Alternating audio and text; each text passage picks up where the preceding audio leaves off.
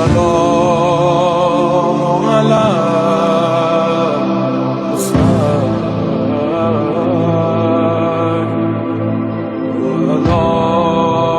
علي أبدا.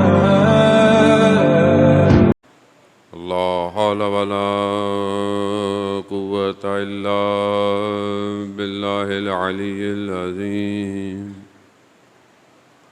حسبنا الله ونعم الوكيل، نعم المولى ونعم النصير.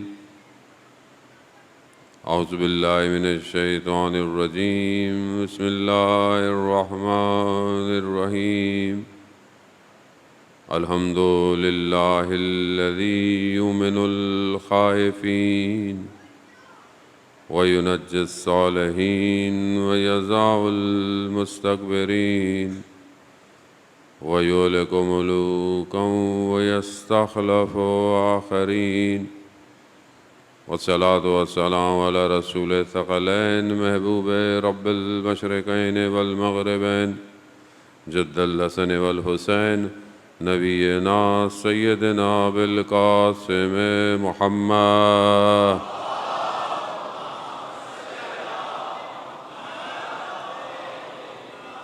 وعلى آلہ الطیبین الطاہرین المعصومین لا سیما بقیت اللہ فی الارضین روحی وارواحنا لتراب مقدم الفدا ولعنۃ اللہ علی اعدائهم اجمعین.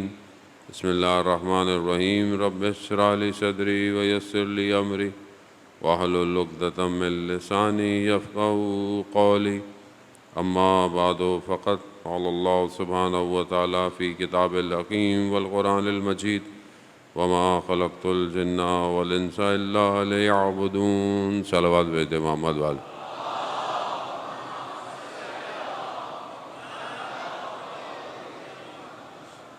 عزیزاران سید الشہداء ماہ محرم الحرام کی دوسری اور شب تیسری کارواں 2 محرم کو کربلا پہنچ چکا ہے. یہ سفر سید الشہداء علیہ السلام کا کربلا میں آ کر رکا نہیں، بلکہ یہ قافلہ آج تک جاری اور ساری ہے. آج بھی یہ دعوت حق دے رہا ہے، آج بھی یہ باطل سے ٹکرانے کا جذبہ دے رہا ہے. یہ سفر اللہ ہے، یہ اللہ کی طرف بڑھنے کا سفر ہے. اسی لیے یہ جو ہمیں توفیق ہوتی ہے، خداوند متعال نے ہمیں لطف کیا ہوا ہے، یہ مجلس اور یہ عزاداری یہ اسی کا تسلسل ہے کہ یہ کارواں بڑھتا چلا جائے اور اپنے آپ کو تیار کرے اور اس تک پہنچے جو اصلی اس کا وارث ہے. اس لیے ہماری پوری کوشش بھی یہی ہونی چاہیے کہ ہم اس مجلس اور عزاداری سے اپنے وقت کے امام کی طرف بڑھیں. سید الشہداء علیہ السلام نے جو 61 ہجری میں معرکہ قائم کیا، وہ کسی زمانے یا کسی جگہ یا کسی مکان میں رہ نہیں گیا، بلکہ وہ قیامت تک کی گونج ہے کہ جو ابھی تک گونج رہا ہے. ہم نے اپنے آپ کو دیکھنا ہے کہ ہم اپنے آپ کو کہاں رکھتے ہیں، ہم اپنے آپ کو کس سے کمپیئر کرتے ہیں. ہم نے اپنے اندر اس قابلیت کو ایجاد کرنا ہے تاکہ ہم اس کارواں میں شامل ہو سکیں، کیونکہ ہر کوئی اس کارواں میں شامل نہیں ہو پایا. 2 کو جب یہ کربلا پہنچا ہے تو اس سے پیچھے ایک سفر ہے. مدینہ سے نکلے، کچھ لوگ مدینہ سے ہی نہیں نکل پائے، کچھ لوگ مکہ تک آئے، کچھ مکہ سے آگے نہیں بڑھ پائے، کچھ مکہ سے نکلے اور کربلا تک کے راستے میں امام نے کئی لوگوں کو دعوت دی، مگر ہر کوئی سوار نہیں ہو پایا. وہ اس کی کیلکولیشن، اس کا پیرامیٹر کیا ہے کہ ہم اس کارواں میں شامل ہوں؟ تو پہلی چیز ہی شناخت ہے، پہچان ہے، امام کی پہچان ہے. وہ یہ کہ انسان اس کو پہچانے. حدیث بیان ہوتی ہے کہ پروردگار کہتا ہے کہ جو مجھے پہچانتا ہے وہ پھر مجھ سے محبت کرتا ہے، پھر جب وہ جو مجھ سے محبت کرتا ہے وہ میری بندگی اختیار کرتا ہے، پھر جو میری بندگی اختیار کرتا ہے وہ میری اطاعت کرتا ہے۔ یہ پھر شخص نے امام باقر علیہ السلام سے سوال کیا، اللہم صلی علی محمد، کہا مولا خدا کی شناخت، خدا کی پہچان کیا ہے، یعنی کیسے پہچانے خدا کو؟ تو امام فرماتے ہیں کہ اپنے زمانے کے امام کی معرفت خدا کو پہچاننا ہے۔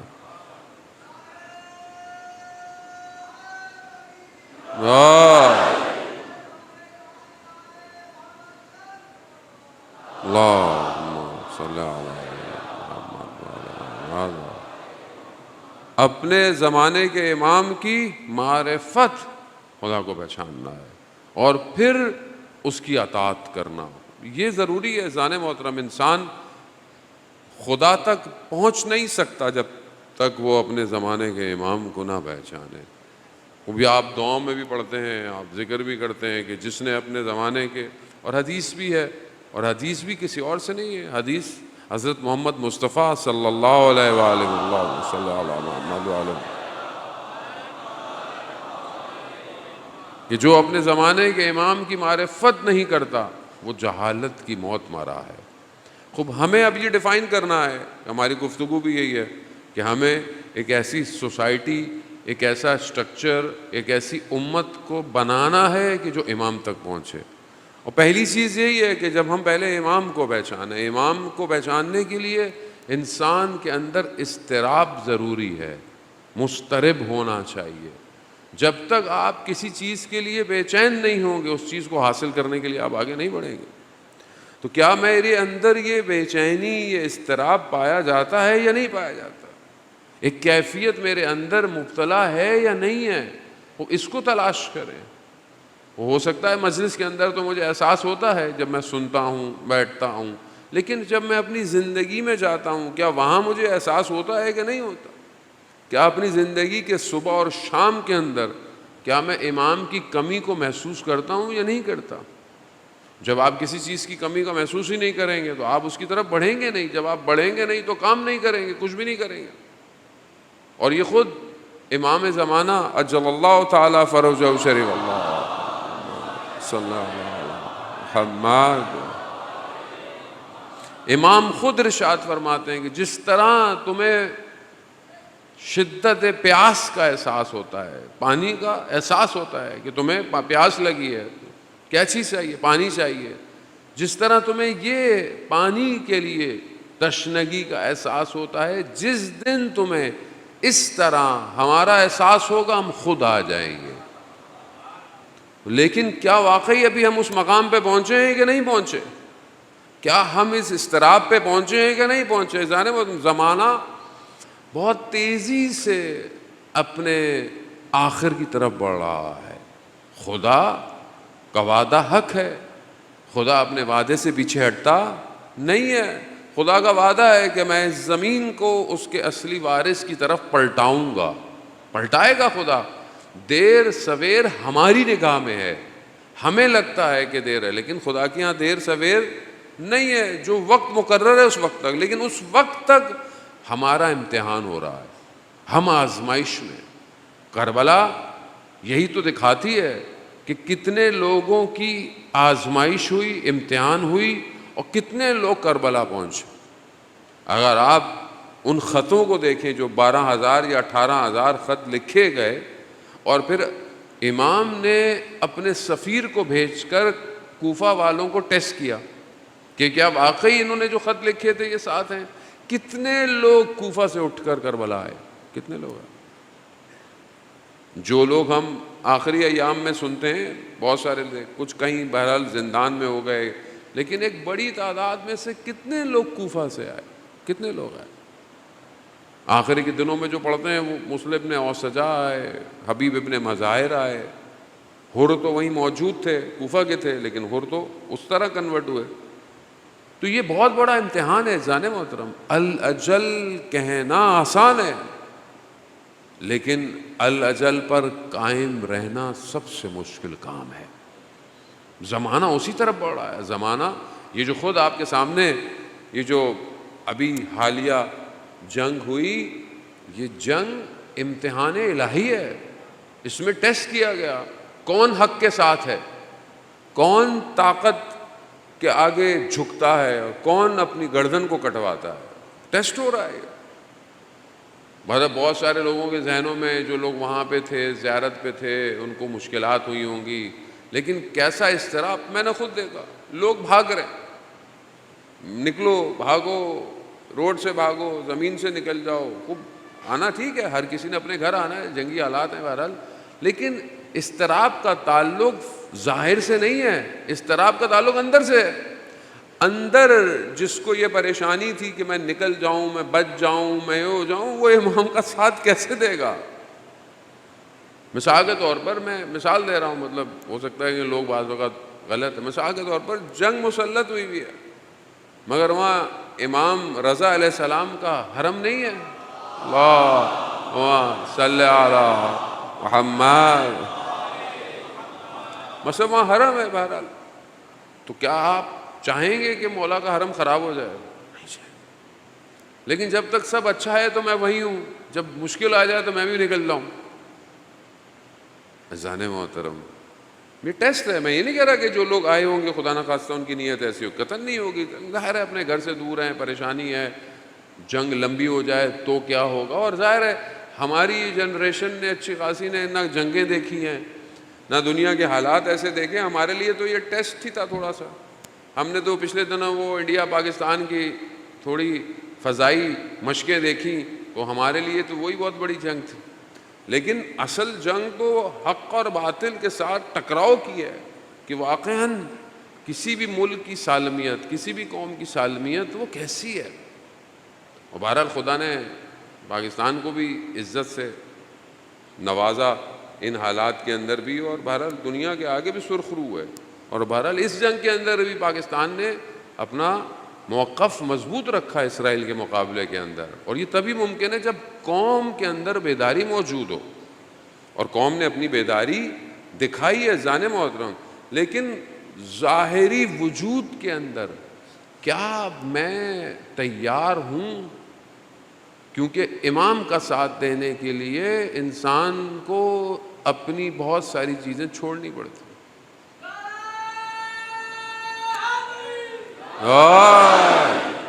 مثال کے طور پر جب آپ دیکھتے ہیں کہ سید الشہداء نے لوگوں کو دعوت دی، رستے میں امام جا رہے ہیں، مشہور واقعات ہیں، آپ سنتے رہتے ہیں، امام نے ایک شخص کو کہا کہ چلو، تو امام کو وہ لے گیا کہ مولا یہ میرا کھیت ہے اور یہاں پر کنواں ہے اور اس میں پانی تلخ آتا ہے، امام نے اپنے لاب مبارک سے جو ہے وہ اس کو میٹھا کر دیا، سب کچھ دیکھا، پھر امام نے اسے فرماتے ہیں کہ چلو ہمارے ساتھ، تو کہا مولا میں کیسے جاؤں، یہ سب کچھ اس کا کیا ہوگا؟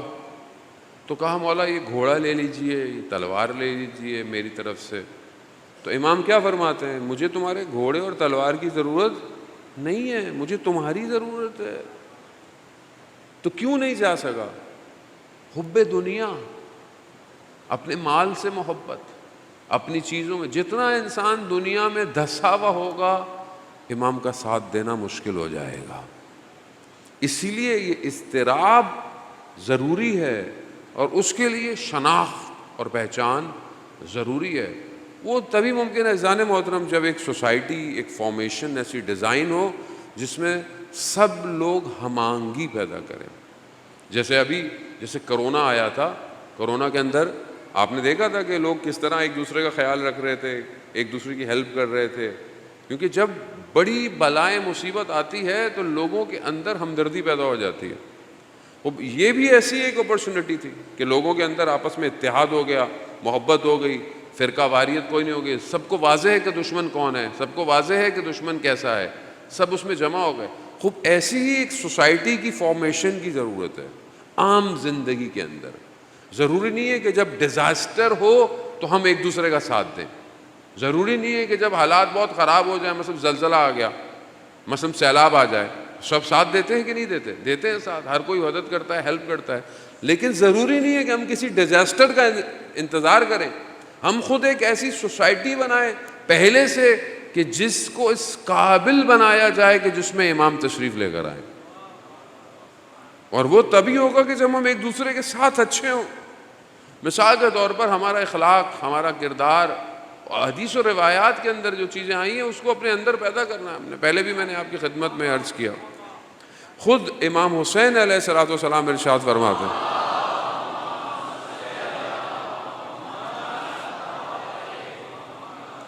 امام اپنی ایک حدیث کے اندر کچھ اخلاقی خوبیوں کو بیان کرتے ہیں. پہلی چیز امام بیان کرتے ہیں کہ انسان کے اندر جو ہے وہ جوان مردی ہونی چاہیے، یعنی انسان اپنے اندر اس صلاحیت کو پیدا کرے کہ حق کی طرف بڑھ سکے، حق کو پہچان سکے. دوسری امام فرماتے ہیں کہ انسان صداقت بیان کرے اپنی زبان سے. یہ معاشرے کے لیے ضروری ہے. جب آپ لسان، یعنی صداقت و لسان ہے، یعنی آپ سچ بات کریں گے، صحیح بات کریں گے تو کتنی چیزیں ویسے ہی ختم ہو جاتی. جب معاشرے میں جھوٹ رائج ہو جائے تو معاشرہ کہاں جائے گا؟ مطلب ہر آدمی ایک دوسرے سے جھوٹ بول رہا ہو تو کس پہ کوئی یقین کرے گا؟ کوئی کام ہوگا؟ نہیں ہوگا. اور ہم عام زندگی میں آپ خود دیکھیں، کیا ہم لوگ سچ بولتے ہیں یا جھوٹ بولتے ہیں؟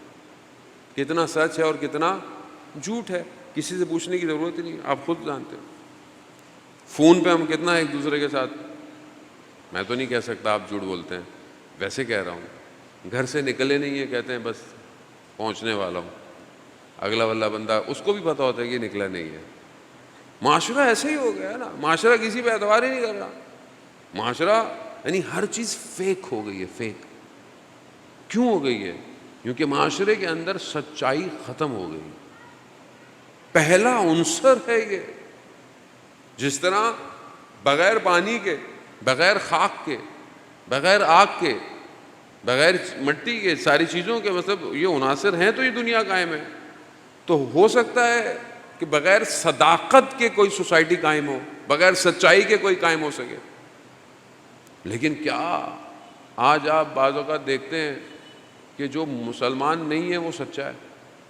اور یہ پریکٹیکل ہے. میں یہ نہیں کہتا کہ بعض اوقات جب ہم ویسٹ معاشرے کی کوئی بات کرتے ہیں تو لوگ سمجھتے ہیں کہ ویسٹ معاشرہ اچھا معاشرہ نہیں ہے، کیونکہ بہرحال وہ اقتدار اسلامی نہیں ہے، قدریں نہیں ہیں، اس کی اپنی بہت ساری برائیاں. لیکن بہت سارے معاشرے کے اندر زبان پر قائم لوگ ہیں، مگر آپ نے اس کو کہہ دیا کہ یہ ایسا ہوگا تو وہ ویسے ہی مانتا ہے. ان کے یہاں یہ تصور بہت سارے معاشرے میں، سب کی نہیں بات کر رہا، کچھ معاشرے ایسے ہیں کہ جہاں پر آپ نے کہہ دیا وہ اس نے مان لیا. میں خود کئی دفعہ ایکسپیرینس کیا دنیا کے کتنے ایئرپورٹوں کے اوپر. اس نے ڈاکومنٹ دے کے اس کو سمجھ میں نہیں آیا، دوسری زبان ہے، تو میں نے اس کو بولا کہ بھائی ڈیٹ یہ ہے، تو اس نے بولا آئی ٹرسٹ یو. مجھے آپ پہ ٹرسٹ ہے جو آپ نے کہا. ابھی مجھے خود کو شک ہونے لگا کہ ہم اتنے سچے ہو گئے ہیں کہ اس کو ٹرسٹ ہو گیا ہمارے اوپر. لیکن وہ ان کے معاشرے کی حقانیت ہے، وہ ٹرسٹ کرتے ہیں. ہم تو سچی چیز بھی ایک دوسرے کو دیتے ہیں تو ہم ایک دوسرے کو، ہمیں یقین ہی نہیں آ رہا تھا بھائی صحیح ہے، یہ صحیح ہے، صحیح کہہ رہے ہو. جانے کیوں ایسا ہو گیا ہے؟ جبکہ خود خاتم مرتبت حضرت محمد مصطفیٰ صلی اللہ علیہ وآلہ وسلم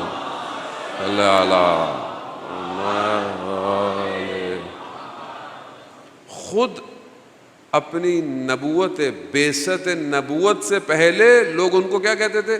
صدیق. یعنی سچے. مسلمان نہیں تھے، کافر تھے، لیکن کیا کہتے تھے؟ یہ سچے ہیں. یہ پہلی صفت ہے. دوسری ادا الامانہ، یعنی امانت کو ادا کرنا. امانت کو ادا کرنا یہ دوسری صفت ہے، یہ اخلاقی صفات. کیا آج آپ معاشرے میں کسی کو امانت دیں پھر اس سے واپس لیں، دے گا؟ یہاں تو قرض واپس کوئی نہیں کرتا، امانت کون واپس کرے گا؟ کیوں ایسا ہو گیا ہے؟ مطلب یہ بات سادی سی ہے، ہو سکتا ہے طنز و مزاح اپنی جگہ پر، لیکن سادی سی بات ہے. بٹ سوسائٹی کے یہ پلرز ہیں، اسی سے معاشرہ قائم ہوگا. آپ امام کو بلانا چاہتے ہیں، میں امام کے لیے انتظار کر رہا ہوں، میں امام کو کہاں بلاؤں؟ میں امام کو کس معاشرے میں بلاؤں کہ جہاں لوگ امانت واپس نہیں کر رہے؟ جہاں لوگ امانت صرف مٹیریلسٹک نہیں ہے، مثلا میں کسی کو پیسے دوں یا میں کسی کو کچھ، نہ، امانت راز ہے. امانت گفتگو ہے. میں نے کوئی بات آپ سے شیئر کر لی اپنی پرائیویٹ, یہ میری امانت تھی آپ کے پاس, آپ نے کہیں جا کے بیٹھ دیا, ارے مولانا صاحب تو بھائی, یا میرے ساتھ کوئی اٹھ رہا ہے بیٹھ رہا ہے, میری گاڑی میں کوئی جا رہا ہے, بہرحال اگر میرے ساتھ ہے بہرحال ایک امانت ہے اس کے پاس, لیکن وہ آگے سے مطلب جا کے وہ تو خوب یہ امانتیں ہیں. میں نے کچھ دیکھ لیا لیکن لوگوں کو نہیں دیکھا, تو میرے پاس ہی اس کی امانت آ گئی, تو میں کیوں لوگوں تک یہ بات کو پہنچا رہا ہوں. اور خود حدیث و روایات میں کہ جو دوسروں کے عیبوں پہ پردے ڈالتا ہے, خدا اس کے عیبوں پہ پردے ڈالتا ہے.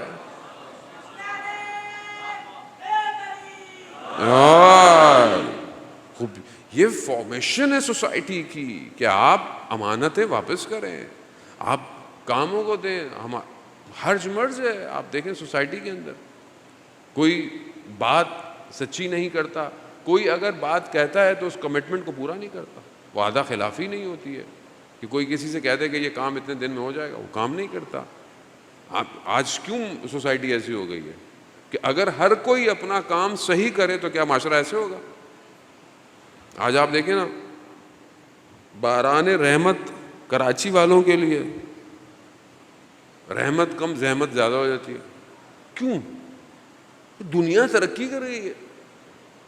جاپان میں اتنی بارش ہوتی, ملیشیا چلے جائیں, ہر وقت بارش ہے کیونکہ ایکویٹر پر ہے, اس کو ہر وقت بارش کے اندر ہے, مگر روڈ ایسے بنائے ہوئے پانی جذب ہو جاتا ہے. میں خود کئی دفعہ دیکھا, اتنی بارش ہے گاڑی نظر نہیں آ رہی آگے, 5 منٹ بعد پھر باہر نکلے پانی نہیں ہے روڈ میں. مشکل کام تو نہیں ہے, کوئی ملائکہ تھوڑی آگے روڈ بنا رہے ہیں. ہر کوئی اپنی ڈیوٹی صحیح کر رہا ہے.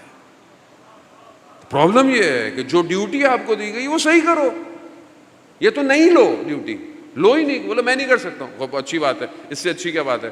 آدمی صداقت کرے کہ میں یہ کام نہیں کر سکتا. لیکن کیونکہ ہمارے معاشرے کے اندر پھر ہم بلیم کرتے ہیں حکومت کو, پھر ہم بلیم کرتے ہیں جی پارٹیز کو, کسی کو بھی آپ بلیم کریں, ہم لوگ ہی تو ہیں, باہر سے تھوڑی کوئی لوگ آیا ہوا ہے, ہم ہی لوگ بیٹھے ہوئے اس کے اندر, کوئی باہر سے تو نہیں آیا. مجھے بھی کل کو کوئی پوسٹ ملے گی, میں بھی کیا کروں گا؟ کیا میں اہل ہوں اس پوسٹ کے؟ کیا میں نے ایجوکیشن دیکھی؟ ہمارے معاشرے میں سب سے بڑی مشکل ہے کہ ہمارے معاشرے میں ہر ڈپارٹمنٹ میں اس کا ایکسپرٹ نہیں بیٹھا ہوا, ایجوکیشن نہیں ہے. ہمارے جوان بھی, میں آپ کو نہیں کہہ رہا, آپ لوگ ماشاءاللہ بہت اچھے ہیں, میرے سے بھی بہتر ہیں, لیکن جو معاشرہ ریپرزینٹ کر رہا ہے سوسائٹی میں سوشل میڈیا کے ذریعے سے, وہ کیا ہے؟ Short cut.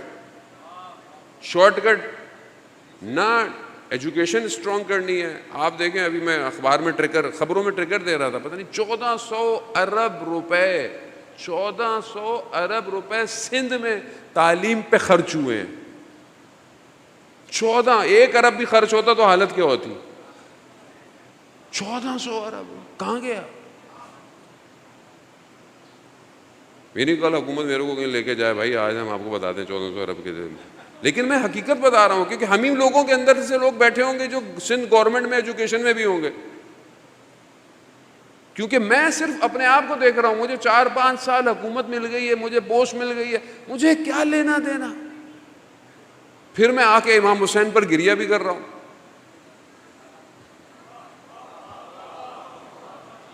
پھر میں نماز میں اعلی جل کی دعائیں بھی کر رہا ہوں. بھائی آپ کو ٹیسٹ دیا گیا نا, آپ اپنے آپ کو اس قابل کرتے کہ آپ کو کوئی جاب ملی ہے, ڈیزگنیشن ملی ہے, اپنے آپ کو اس قابل کریں کہ کل امام زمانہ کی حکومت میں بھی یہی پوسٹ ملے آپ کو. لیکن نہیں ہے, ہم کوشش نہیں کر رہے. We just blame each other, ہم ایک دوسرے کو بس انگلی اٹھانی ہے, میں کیا کر رہا ہوں. مثلاً کبھی بارش ہو رہی ہے, آپ الگ الگ شہر کے جگہوں سے آئے ہیں, آپ کی گلی میں بھی پانی بڑا ہوگا, آپ کی کہیں ہوگا. آپ نے اپنی گلی کے پانی کو صحیح کرنے کے لیے کیا کیا؟ آپ کو لگ رہا ہے کہ کیچڑ ہو رہا ہے, میں 2 اینٹیں لا کے رکھ دوں, مجھے کیا, بائک پہ کک ماری, چلو نکلو. تو ایسا شخص کیا کرے گا؟ سوسائٹی آپ کی ہے, یہ کس نے بلڈ کرنی ہے؟ یہ سوسائٹی ہم نے کرنی ہے. جانے موت, امانت, صداقت بہت ضروری ہے. سب سے بڑھ کر امام کہتے ہیں, لسٹ کافی تولانی ہے, سب سے زیادہ جو چیز امپورٹنٹ ہے اخلاقی، وہ کیا ہے؟ حیا. انسان کے اندر حیا ہو، انسان سارے کام صحیح کرتا ہے. حیا، شرم و حیا صرف خواتین کے لیے نہیں ہے. انسان کے اندر حیا ہو تو انسان کا ذہن غلط سوچتا بھی نہیں ہے. انسان کے آنکھوں میں حیا ہو تو انسان آنکھوں کو جھکا لیتا ہے. حیا، حیا ضروری ہے. معاشرہ بہت معذرت کے ساتھ، محرم کی مجالس ہیں، بہت سارے ٹاپک انسان بول بھی نہیں سکتا، لیکن بہت مجبوری یہ ہوتی ہے کہ محرم کے علاوہ اتنی سننے والے بھی نہیں ہوتے اور میسج بھی ایسے نہیں جاتا. معاشرے میں حیا کہاں ہے؟ کہاں ہے معاشرے کے اندر؟ جو ہم معاشرے کو دے رہے ہیں، دیکھ رہے ہیں، معاشرے کو ریپرزینٹ کیا؟ کون معاشرے کو ریپرزینٹ کرتا ہے؟ معاشرے کو ہر معاشرے کا میڈیا ریپرزینٹ کرتا ہے، باہر دکھا رہا ہے نا دنیا کو. آج ہمارے ٹی وی کے اندر جو بھی پروگرام ہوتے ہیں، جس طرح کے پروگرام، کیا ان میں حیا پائی جاتی ہے کہ نہیں جاتی؟ کوئی کیوں نہیں بولتا؟ کوئی کیوں نہیں سوال اٹھاتا؟ محرم میں تو چلیں اچھی بات ہے، یہ سارے چینل مسلمان ہو جاتے ہیں، جیسے رمضان میں ہو جاتے ہیں، جیسے محرم میں بھی ہو جاتے ہیں. اب میں نہیں کہہ رہا کہ ان کی نیتیں خراب ہوں گی، بہرحال نیت اچھی ہوتی ہے کہ لوگوں، لیکن میں یہ نہیں کہتا کہ پروگرام نہیں ہو، ساری چیزیں، لیکن حیا کہاں ہے؟ یہ جو آج مجھے لوگ سوال کرتے ہیں، اور یہ میں معاشرے کی بات کر رہا ہوں، میں مارس کی بات نہیں کر رہا، میں جوپیٹر کی باتیں نہیں کر رہا، میں کراچی کی بات کر رہا ہوں، میں دنیا کی بات کر رہا ہوں، میں پاکستان کی بات کر رہا ہوں، میں کہیں اور کی بات نہیں کر رہا. آج معاشرے میں طلاق ریشیو کیوں بڑھ گیا؟ بھائی سوسائٹی بنانی ہے نا، آپ نے ایک معاشرہ قائم کرنا ہے جس میں امام زمانہ کو بلانا ہے. یہ ہے نا ہمارا ٹاپک کہ بھی ہم نے معاشرہ بنانا ہے، ہم نے ایک سوسائٹی بنانی ہے جس میں امام آئے. مہینے 2 مہینے بعد طلاق ہو رہی ہو، اس معاشرے کو آپ کیسے امام زمانہ کی طرف لے کے جائیں گے؟ آپ مجھے بتائیں کیوں ہو رہا ہے یہ سب؟ سوسائٹی آرٹیفیشل ہو گئی. Tissue paper society, TV, media, shortcut. ہر کسی کو وی لاگر بننا ہے، ہر کسی کو ٹک ٹاکر بننا ہے، ہر کسی کو کیا ہے. اور جو دکھایا جا رہا ہے، ایک طلاق، دوسرا رشتہ، اللیگل رشتے، سوسائٹی یہی ہے. جانے آپ کیا سمجھتے ہیں کہ صرف دشمن سالڈ میزائل مارتا ہے معاشرے کے اوپر؟ وہ بے حیائی کے بم مار رہا ہے سوسائٹی کے اوپر، خواتین کے سروں کی چادریں کھینچ رہا ہے، وہ ہماری ماؤں بہنوں کو باہر لے کر آ رہا ہے. وہ یہ بم ہمیں نظر نہیں آ رہے، یہ کسی کو نظر نہیں آ رہے، نہ کسی مولوی کو نظر آ رہے ہیں، نہ کسی پارٹی کو نظر آ رہے ہیں، کسی کو نظر. دنیا سے چل رہی ہے، کیسی کیسی خبریں آپ کو ملتی ہیں. قتل عام ہو رہا ہے، اجتماعی زیادتی ہو رہی ہے. جانے محترم، کون سا معاشرہ ہے یہ؟ صرف زبان سے کہنے سے امام نہیں آیا. You have to stop. آپ کو روکنا پڑے گا، آپ کو معاشرہ سازی کرنی پڑے گی. جانے محترم، اپنے نفس کی تربیت کی ضرورت ہے. میرا نفس بھی ایسا ہی ہے کہ جب اس کو موقع ملتا ہے تو وہ حیوان بن جاتا ہے. اس کی تربیت، اس کو مہار کی ضرورت ہے. کیسے کریں گے مہار؟ کون کروائے گا؟ معرفت. امام سے رابطہ پیدا کریں، امام سے توسل کریں. امام سید الشہداء کیوں آئے کربلا؟ یہی تو ساری مصیبت تھی. کیا تھا؟ یزید نے آ کے ممبر پہ کیا کہا تھا؟ میں حلال کو حرام کروں گا اور حرام کو حلال کر رہا ہوں. میں کوئی وحی نہیں تھی، یہی تو کہا تھا یزید نے. کیوں امام حسین نے مدینہ چھوڑا؟ مگر امام حسین کو مدینہ میں مشکل تھی، کوئی نہیں تھی. کیوں چھوڑا؟ کیونکہ امت فاسق حاکم کے آگے خاموش بیٹھی ہوئی تھی. خاموش بیٹھی، بے حیائی، برائی. آپ سوچیں کہ جو ظاہری طور پر اسلام کا حاکم بن جائے وہ شراب پیتا ہو، اسلام کدھر گیا پھر؟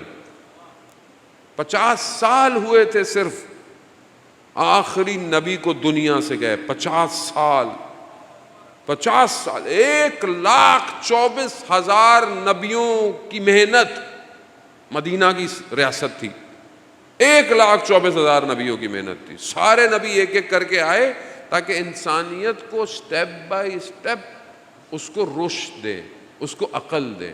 جب وہ اس مقام پہ پہنچ گئی تو رسول خدا نے غدیر کے مقام میں کہا کہ یوم اکملت لکم دینکم، آج تمہارے لیے دین کامل ہو گیا ہے۔ آج کیوں؟ کیونکہ انسان کی عقل کامل ہو گئی تھی، دین کامل ہو گیا، دین مکمل ہو گیا۔ بس جہاں دین مکمل ہوا اس کے بعد دشمن شروع ہو گیا۔ یقین ہونا صرف کافی نہیں ہے، عمل ضروری ہے۔ یقین تھا کس کو؟ فرعون اور فرعون کے ساتھیوں کو یقین تھا۔ کیا یقین تھا؟ یہ جو راستہ بنا ہے نا دریا کا، یہ موسیٰ کے رب نے بنایا ہے، یقین تھا۔ مگر کفر، انکار، ڈوب گئے اسی کے اندر۔ یقین رکھتے تھے لوگ لیکن عمل نہیں کیا۔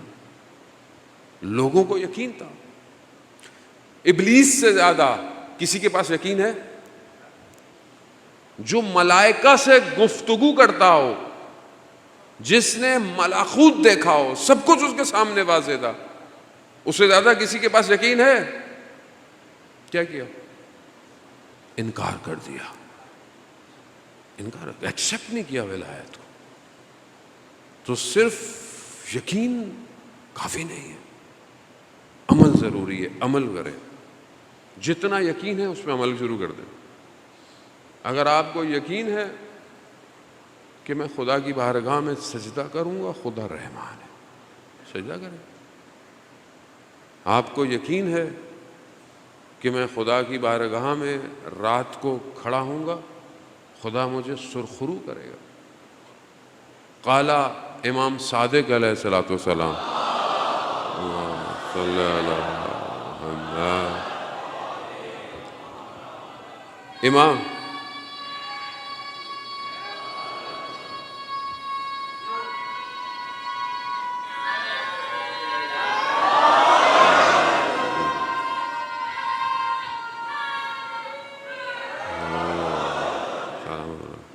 وزان محترم کو بھی یقین ہے، یا علی مدد پہ یقین ہے یا عمل بھی ہے؟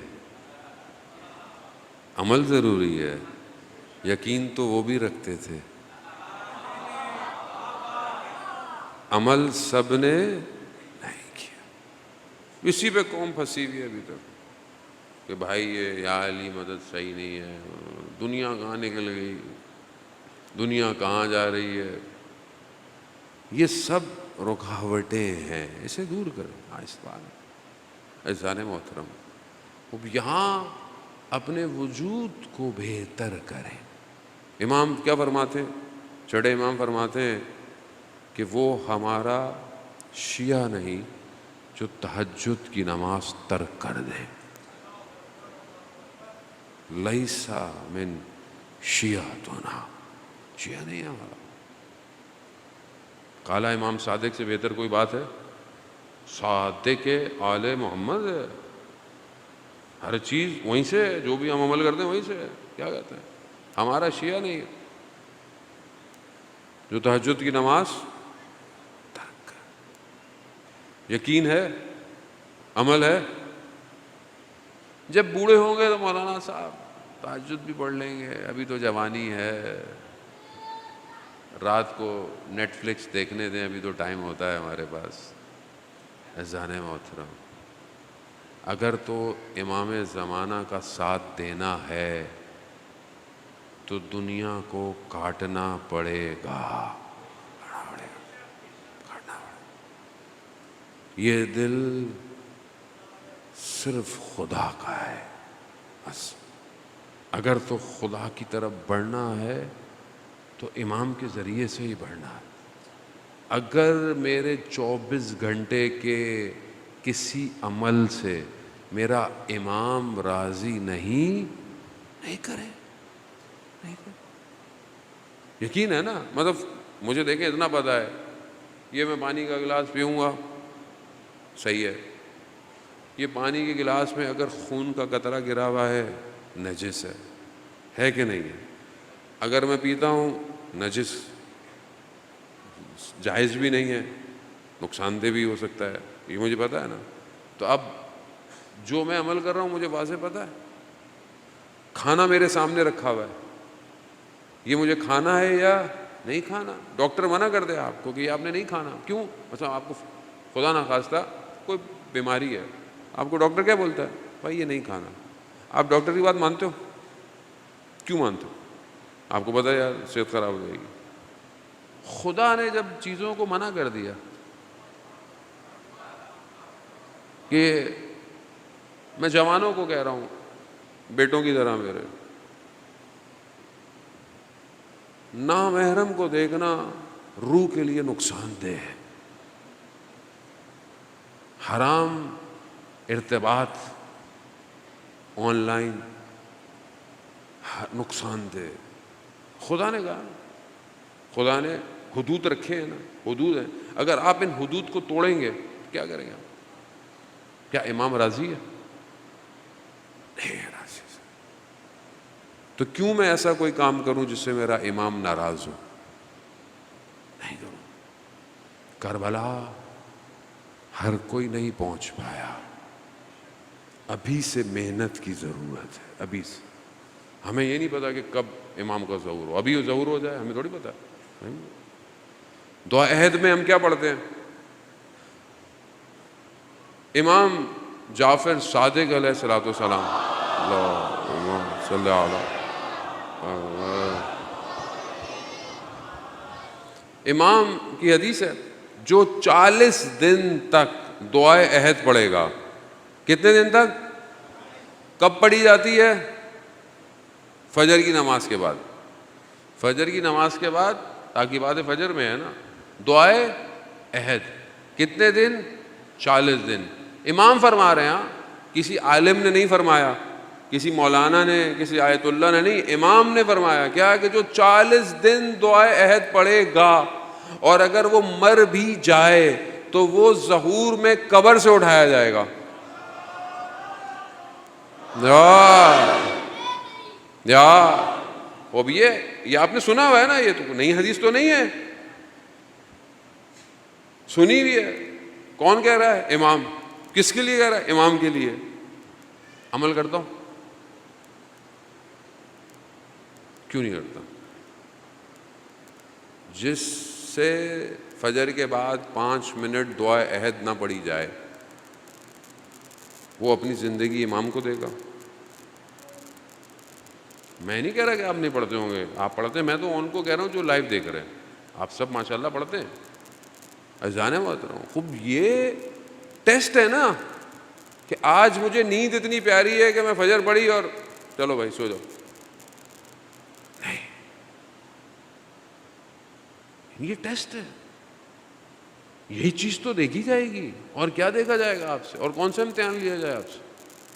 اذان محترم, خوب یقین عمل کے بغیر فائدہ مند نہیں ہے. عمل کو اضافہ کریں. امام کے ظہور کے لیے علم بہت ہے, عمل کم ہے. یہ جو آج شہداء دفن ہوئے یہ عمل کے ساتھ دفن ہوئے, عمل کے ساتھ. انہوں نے اپنی زندگی میں انتظار نہیں کیا, اور جو وہ یہ کام کر کے گئے بغیر امام کی مدد کے یہ کام کر بھی نہیں سکتے تھے, لیکن انہوں نے قدم بڑھایا. حاجی زادے کہ جو تہرانی مقدم کے بعد جنہوں نے یہ پورا سسٹم بنایا, یہ آسان کام نہیں ہے. دنیا کی ساری طاقتیں روکنے کے چکر میں لگی ہوئی, پھر بھی ایسا خود ان کی ویڈیو ہے کہ جو ہم نے بنایا ہے ان کو 15-20 سال لگیں گے, پھر کہنے رہے کہ شاید کبھی بھی اس تک ٹیکنالوجی تک یہ پہنچ ہی نہ پائیں. کیا ہے ایسا؟ کہاں سے آیا؟ کیونکہ امام کے لیے ہے۔ جب آپ امام کے لیے قدم بڑھائیں گے اذان محترم، مشہور واقعہ میں آپ کو، اور بس آپ سے التماس سے دعا، وقت زیادہ ہو گیا۔ اذان محترم ایک دور کے اندر، ایک خلیفہ کا دور تھا، اس کے اندر بہرحال کچھ ہوا، ایسا ہوا کہ وہ دین خدشے میں آ گیا، دین میں پرابلم آ گئی کہ بھائی یہ حق ہے یا باطل ہے۔ بلایا گیا ولایت علی ابن ابی طالب والوں کو کہ بھائی آپ آؤ، یہ کیا ہے؟ ان کو سمجھ میں نہیں آیا۔ انہوں نے کہا ہمیں 3 دن کی مہلت دو۔ 3 دن کی مہلت مانگی۔ پہلا دن گزر گیا، دوسرا دن گزر گیا، تیسرے دن یہ جنگل میں نکل گئے اور گریا اور فریاد، یا امام زمانہ، یا امام زمانہ، مدد کریں، مدد کریں، ادرکنی ادرکنی۔ امام آ گئے، امام نے بتا دیا بھائی یہ ایسا ایسا ہے، فلانی جگہ جاؤ گے، زمین کے اندر ایسا ایسا کچھ ہے۔ واقعہ آپ لوگوں نے سنا ہوا ہے، میں زیادہ اس کو ڈیٹیل میں جانا نہیں چاہتا۔ تو ایک نے سوال کیا، مولا آپ اسی وقت آگے بتا دیتے۔ کہا تم نے 3 دن کی مہلت مانگی تھی، تم اسی وقت بولتے بتا دیں گے، ہم تمہیں اسی وقت بتا دیتے۔ بات عمل کی ہے۔ بغیر امام کی نصرت کے امام کا کارواں نہیں چل سکتا۔ ذہن موت، اپنے اندر قابلیت ایجاد کرنی۔ شب عاشور آپ جانتے ہیں کہ اس طرح پایا جاتا ہے، ایک شخص کبھی دائیں کبھی بائیں دشمن کے لشکر میں پریشانی کے عالم میں۔ کون ہے؟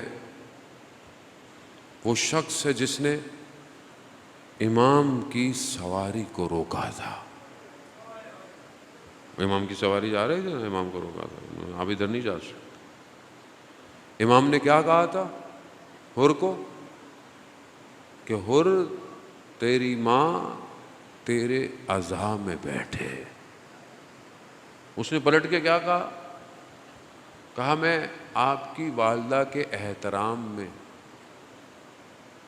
میں یہ کچھ جواب کوئی اور ہوتا تو میں اس کو جواب دیتا، مگر میں آپ کی والدہ کے احترام میں، بس یہ احترام حر کو حر علیہ السلام بنا گیا۔ یا سیدہ،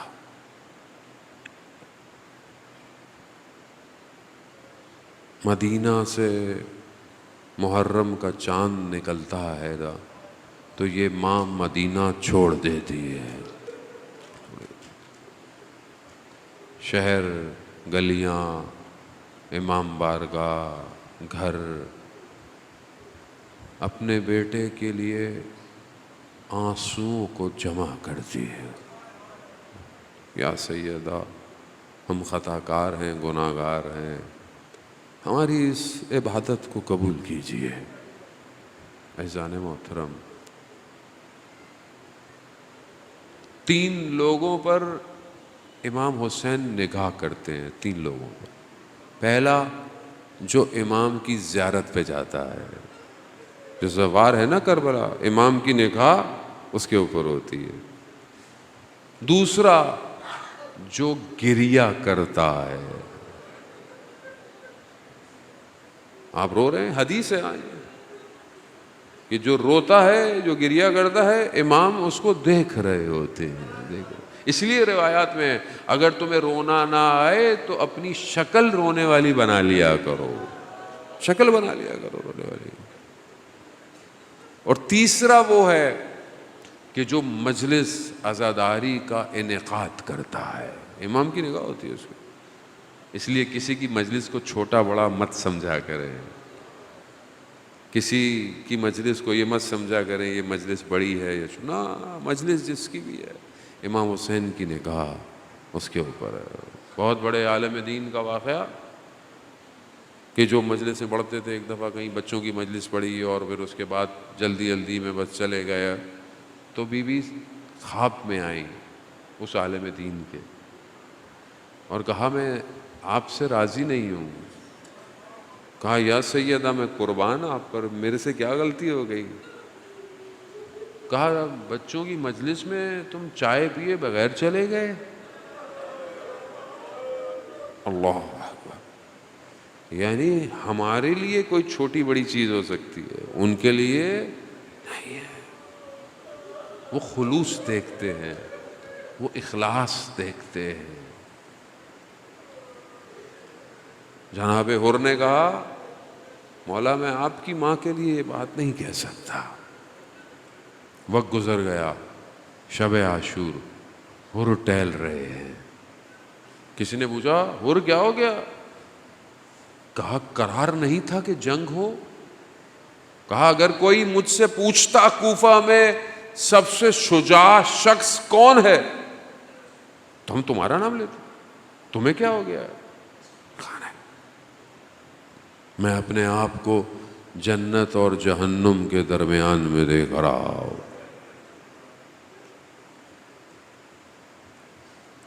صبح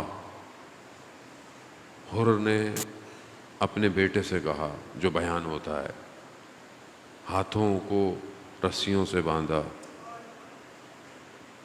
اور کہا مجھے امام کے پاس لے چلو۔ جیسے ہی حر اپنے فرزند کے ساتھ آئے، جناب علی اکبر نے دیکھا تو بابا سے کہا بابا حر کہاں، احترام سے لے کر آؤ۔ آئے مولا کے پاس، مولا کی خدمت میں، کہا مولا مجھ سے غلطی ہو گئی، مجھے معاف کر دے۔ اللہ اکبر! ان اللہ یحب التوابین، اللہ پلٹنے والوں سے محبت کرتا ہے۔ اور حسین کیوں نہ کرے، حسین کیوں نہ کرے؟ ہم تو سمجھے ہی نہیں امام حسین کو، ہم نے تو امام حسین کو فرقوں میں بانٹ دیا۔ وہ تہران کے عالم دین رات کی تاریکی میں مجلس پڑھ کے آ رہا، دیکھا ایک شخص نشے کی حالت میں۔ کہا شیخ کہاں سے آ رہے ہو؟ میں مجلس پڑھ کے آ رہا ہوں۔ کہا کبھی ہمارے لیے بھی مجلس پڑھ دو۔ تو انہوں نے کہا میں اب اس سے کیسے کہوں؟ کہا ہاں تو مجلس رکھو تو ہم آ جائیں گے۔ کہا بھی پڑھ دو۔ کہا مجلس بغیر ممبر کے تو ہو ہی نہیں سکتی، ممبر ہوگا تو مجلس ہوگی۔ اب وہ مولانا اپنی جان چھڑانا چاہتے تھے کہ میں کہاں اس کے منہ لگوں، نکلوں میں یہاں سے۔ وہ شخص جھک گیا، کہا شیخ ممبر تیار ہے۔ وہ کہتے ہیں کہ میں اس کی پیٹھ پہ بیٹھا، میں نے صرف بسم اللہ پڑھی تو کانپنے لگا۔ میں گھبرا کے ہٹ گیا، دیکھا اس کی آنکھوں میں آنسو۔ کہتا ہے شیخ میں تمہیں گھر تک چھوڑا ہوں؟ میں نے کہا نہیں میں چلا جاؤں۔ کہا نہیں میں چھوڑ آتا ہوں، کوئی تمہیں تنگ نہ کرے۔ گھر کے دروازے سے جب وہ مولانا اندر جانے لگا، کہا شیخ ایک سوال پوچھ سکتا ہوں؟ کہاں پوچھو؟ کہا روز محشر ممبر حسین آگ میں جلایا جائے گا؟ اللہ اکبر، اللہ اکبر! یا حسین، حسین کریم ہے، کیسے ہو سکتا ہے؟ شیخ نے کہا نہیں، ممبر حسین نہیں جلایا جائے گا، یہ ہے حسین، ان الحسین۔ کیسے ہو سکتا تھا حر کو چھوڑ دے؟ علامہ کاشانی بیان کرتے ہیں، کیا کہتے ہیں؟ کہتے ہیں روز قیامت اگر میرے اوپر یہ راز کھل جائے کہ امام حسین نے ایک رات مہلت کیوں مانگی تھی، ایک رات کی مہلت مانگی تھی نا، ایک رات، جو عباس ان سے کہو ایک رات دے دے، کہ اگر قیامت میں یہ راز کھل جائے کہ امام حسین نے صرف حر کے لیے ایک رات کی مہلت مانگی تھی تو میں تعجب نہیں کروں گا۔ حسین کریم ہے۔ ایک شخص وقت کے امام کو ایک حر کا انتظار ہے، پلٹ کہ مولا مجھے جانے دے، خدا قبول کرے آپ کے گریے کو، خدا قبول کرے۔ گریا آنکھوں سے نہیں ہوتا، قلب سے ہوتا ہے، قلب سے۔ درد محسوس کرنا ضروری ہے۔ کہا مولا مجھے جانے دو۔ کہاں اور جاؤ، مولا مہمان آیا ہے، تھوڑی دیر تو روکیں، تھوڑی دیر تو بیٹھائیں، آواز آئے گی۔ کہاں؟ خیموں میں پانی نہیں ہے، اور جاؤ جاؤ۔ سب سے آخر آئے، سب سے پہلے حر سے پہلے حر کا بیٹا شہید ہو گیا، گرا۔ حر اپنے بیٹے کے جنازے پہ امام حسین پہلے پہنچ گئے۔ اللہ، اگر طاقت ہو تو یہ جملہ سن لیجئے گا۔ امام حسین نے حر سے کہا، حر، جوان بیٹے کے لاشے پر باپ نہیں آتا۔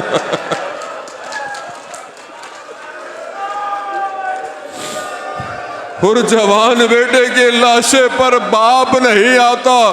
میں کہوں گا حر، کچھ دیر زندہ رہتے تو دیکھتے کہ ایک باپ جوان بیٹے کے لاشے پر کیسے آتا۔ خدا آپ کو، خدا اللہ اکبر، اللہ اکبر۔ وقت گزر گیا، حر خود گئے۔ بس آپ کی زحمت ہے تمام، بس آپ کی، خدا قبول کرے، مجلس ہو گئی، بس میں اپنی نوکری پوری کر رہا ہوں۔ اور کہتے ہیں جانے سے پہلے شہزادی کے خیمے کے باہر آئے اور کہا کہ علی کی بیٹیوں، روز قیامت میری شکایت نہ کرنا، میں معذرت چاہتا ہوں۔ بس یہ کہا، حر چلے گئے، اور لڑے، شہید ہو گئے، گر گئے۔ امام حسین پہنچے، امام حسین نے حر کا سر اپنے زانوں پہ رکھا۔ اللہ اکبر، کتنے خوش قسمت ہیں حر۔ کہا، حر، تمہاری ماں نے تمہارا نام کتنا اچھا رکھا تھا۔ اللہ، حر تم آزاد ہو گئے، آزاد۔ قیامت کا انتظار نہیں کیا جزا دینے کے لیے، اپنی والدہ کا رومال نکالا، حر کے ماتھے پر باندھ دیا۔ میں کہوں کہ قیامت کا انتظار نہیں کیا، حر نے ماں کا احترام کیا تھا۔ حر دنیا میں جزا لے گئے۔ عزاداران محترم، بس یہی ہے کہ امام حسین علیہ السلام نے روز قیامت میں ان حالات میں بھی اپنوں کے لیے اس جگہ کو قائم کیا۔ آج بھی حر کا روزہ کتنوں کے لیے ایک جگہ بنا ہوا ہے، کتنے حر کے روزے پر جاتے ہیں، شفا پاتے ہیں۔ گویا حر آج تک اس شفا کو بانٹ رہے ہیں۔ عزاداران محترم، بس میں بہت تھوڑا پیچھے چلتا ہوں کہ جب امام حسین کی انہی ایام کے اندر ایک اور روایت بیان کی جاتی ہے، کہتے ہیں کہ امام حسین چھوٹے سے تھے، اپنے نانا کے گھر آئے، نانا سو رہے ہیں۔ نانا نے ام سلمہ کو کہا، میں سو رہا ہوں، کسی کو آنے نہیں دینا۔ امام حسین جانے لگے، کہا نانا سو رہے ہیں، جانے نہیں دیں۔ کہا ہمیں بھی جانے سے روکا ہے؟ کہاں سب کو روکا ہے۔ یہ کہہ کر مڑ گئے۔ جیسے ہی مڑے، رسول خدا کی آواز آئی، ام سلمہ، یہ حسین ہے۔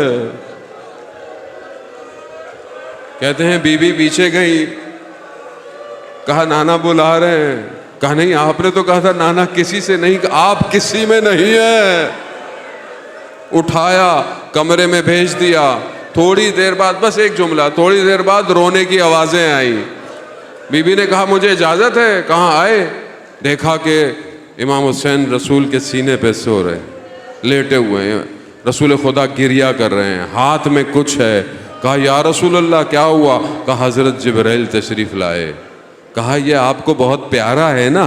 ہاں آئیے دیکھیے. کہا مجھے دشت کربلا دکھایا گیا، اس واقعے کو دکھایا گیا. کہا ام سلمہ یہ مٹی کربلا کی مٹی ہے، اسے سنبھال کر رکھنا، دیکھتی رہنا. جب تک یہ مٹی مٹی رہے حسین زندہ رہے گا. جس دن یہ خون میں بدل جائے بس سمجھ لینا حسین دنیا سے چلا گیا. جب آخری وقت میں امام حسین آئے، کہا نانی اجازت ہے. کہا کہاں؟ کہا عراق جا رہے ہیں. کہا بیٹا عراق مت جانا، نانا نے کہا تھا آپ کے کہ آپ وہاں مارے جائیں. کہا تقدیر بس یہی ہے. بس یہی ہوا کہ اس خاتون نے 10 محرم کو دیکھا کہ وہ مٹی خون میں بدل گئی. رسول کا نواسا عشر عاشورہ کے اندر خون میں لتھ پتھ ہوا، دنیا سے رخصت ہو گئے.